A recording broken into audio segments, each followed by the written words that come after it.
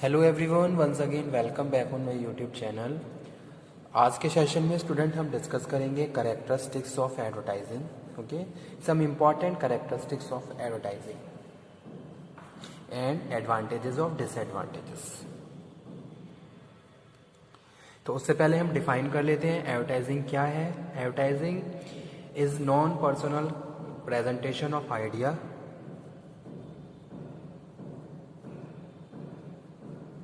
Advertising is non-personal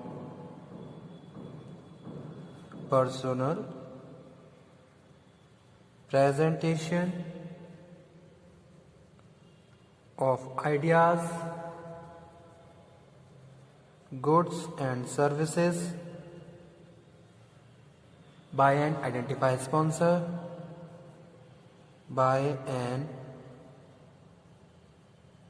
identify sponsor for the purpose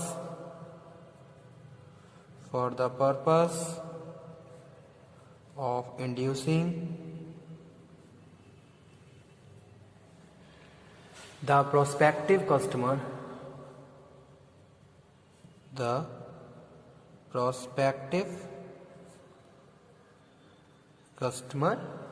to buy them।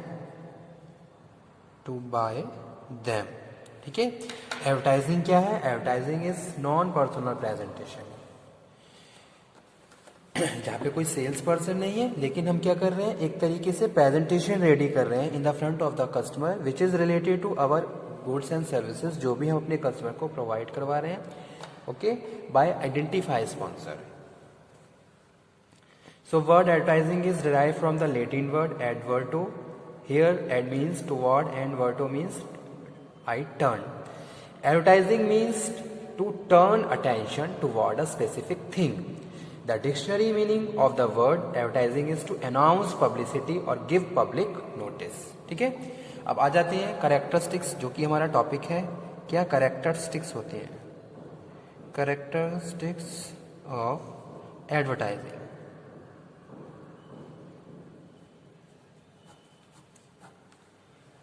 First one है, it is non personal communication. It is non personal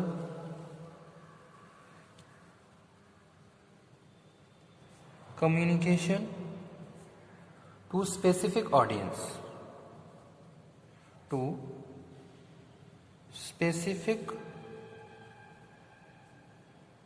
audience, और consumer. ठीक है। तो पहला characteristics या nature advertising का यही है कि भी नॉन पर्सनल कम्युनिकेशन है। कोई भी कस्टमर नहीं है, फिर भी हम क्या कर रहे हैं, कम्युनिकेट कर रहे हैं। It is non personal communication to specific. जैसे कि डायरेक्ट मार्केटिंग में क्या होती है, जो भी सेल्स पर्सन है वो डायरेक्ट कम्युनिकेट करता है अपने स्पेसिफिक ऑडियंस हो या कंज्यूमर से।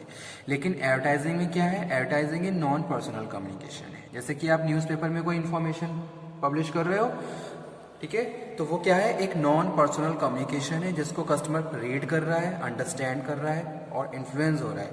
तो यही हम बात कर रहे हैं फर्स्ट कैरेक्टरिस्टिक्स में। सेकेंड है, it is a paid form. It is a paid form, यानी कि आपको पे करना पड़ता है। जिस भी आप एजेंसी के थ्रू ऐड करवाते हो, जैसे कि आप न्यूज़पेपर में ऐड करवा रहे हो, तो न्यूज़पेपर को आपको पे करना पड़ेगा। On behalf of your payment newspaper agency आपके ऐड को पब्लिश करेगी। So that's why it is a paid form of communication by identified sponsor.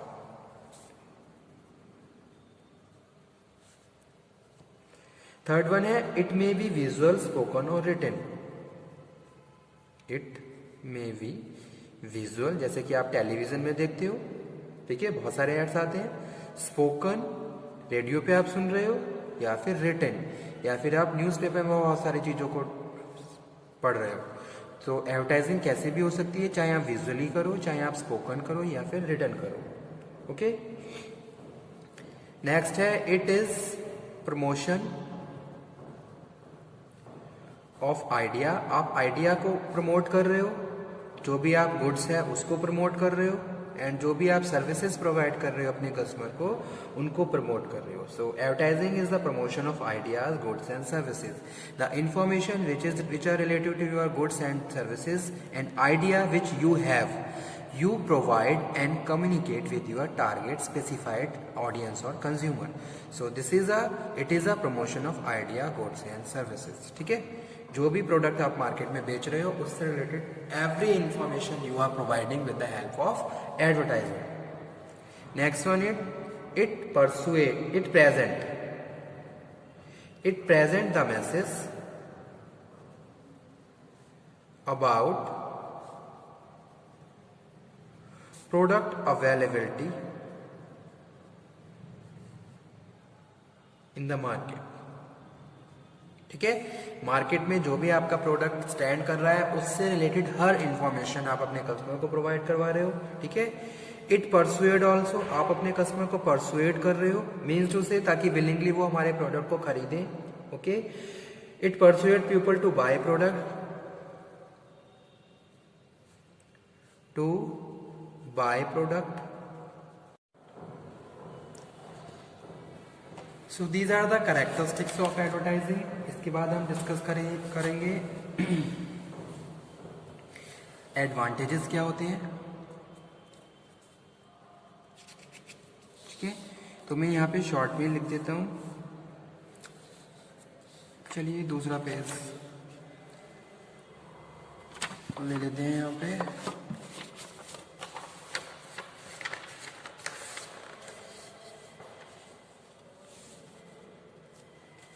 Okay. Advertising, advantages and disadvantages.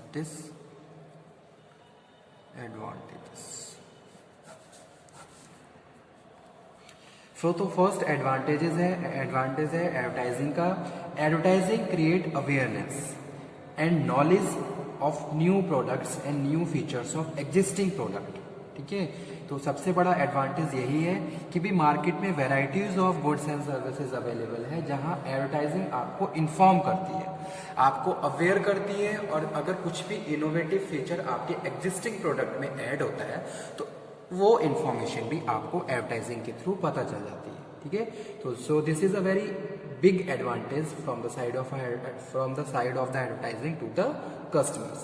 Okay, and it is also stimulate a trial from new customers by persuading prospective customers. Okay, तो ये advantage है. Short में लिख देता हूं, create awareness. Second बात कर रहे हैं रिमाइंडर. एक तरीके से रिमाइंडर का काम कर रही है advertising. Reminder advertising stimulate repeated purchase of goods and services and reinforcement advertising aims to convince current purchase that they have made the right choice and help in retaining old customers. तो यानी कि जितने भी हमारे customers हैं हम उनको क्या कर रहे हैं, बार बार अपने प्रोडक्ट के लिए रिमाइंड एडवर्टाइजिंग भी करते हैं ताकि कस्टमर हमारे प्रोडक्ट को स्विच ना करके जाए, वो लॉन्ग टाइम तक हमारे कस्टमर को परचेज करता रहे. ठीक है, तो इसके लिए हम क्या करते हैं, एडवर्टाइजिंग एज अ एडवांटेजेस काम करता है हमारे लिए, हम ताकि हम अपने कस्टमर को बार बार रिमाइंड करवा सकें कि भाई इस जो भी हमारा प्रोडक्ट है अभी भी मार्केट में अवेलेबल है. ओके, इस तरीके से हम गुड्स एंड सर्विसेज अपने कस्टमर को प्रोवाइड करवा रहे हैं जो कि आपकी एक्सपेक्टेशन के हिसाब से बेटर है. तो वो चीज़ यहाँ पे हम डिस्कस कर रहे हैं as advantage of advertising. So that's why we are saying reminder advertising stimulate repeated purchase of goods and services. Third one is advertising helps the manufacturer to achieve brand popularity. Third one क्या है, brand popularity. आप अपने brand को जितना ज़्यादा popular बनाना चाहोगे उतनी ही ज़्यादा आपको प्रमोशनल टेक्निक्स को यूज़ करना पड़ेगा, यानी कि एडवर्टाइजिंग. ठीक है, तो ये क्या है, एक एडवांटेज है. Advertising helps the manufacturer to achieve brand popularity, build brand image, and promote brand equity.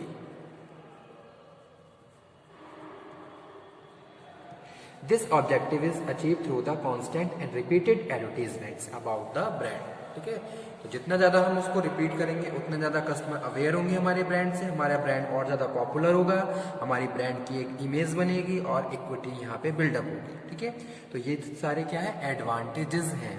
अब आ जाते हैं डिसएडवांटेजेस ऑफ एडवर्टाइजिंग। तो एक डिसएडवांटेज हम ये डिस्कस कर रहे हैं कि भी advertising increase the price of goods, increase the price of goods. Exam में क्वेश्चन इस तरीके से भी आता है कि भी जो एडवर्टाइजिंग है एज अ बर्डन की तरह काम करता है कस्टमर के ऊपर। ठीक है, तो वो आप कंसीडर कर लीजिए और कोई प्रॉब्लम हो तो डिस्कस कर लीजिए। ठीक है, तो इस एक डिसएडवांटेजेस है एडवर्टाइजिंग का, advertising increase the price of goods and discourage the trial of the product by the customers. तो अगर हम बात कर रहे हैं एडवर्टाइजिंग की, तो कहीं ना कहीं जो भी एडवर्टीजमेंट कॉस्ट है वो अपने प्रोडक्ट में ऐड करते हैं। ओके, अगर किसी भी एक मैन्युफैक्चरर या प्रोड्यूसर की बात करूँ मैं, तो कहीं ना कहीं जो गुड्स हैं उनके प्राइस बढ़ जाते हैं, ये एक डिसएडवांटेज है। सेकंड हम बात कर रहे हैं, if the product is of good quality and reasonable price then only customers can be retained. ठीक है, otherwise no customers will believe in tall and false claim of advertising. यानी कि अगर क्वालिटी है तभी कस्टमर रिटेन कर sustain उसको उस पर रहते हैं, अदरवाइज वो स्विच कर जाते हैं अगर हम कुछ फॉल्स क्लेम कर रहे हैं।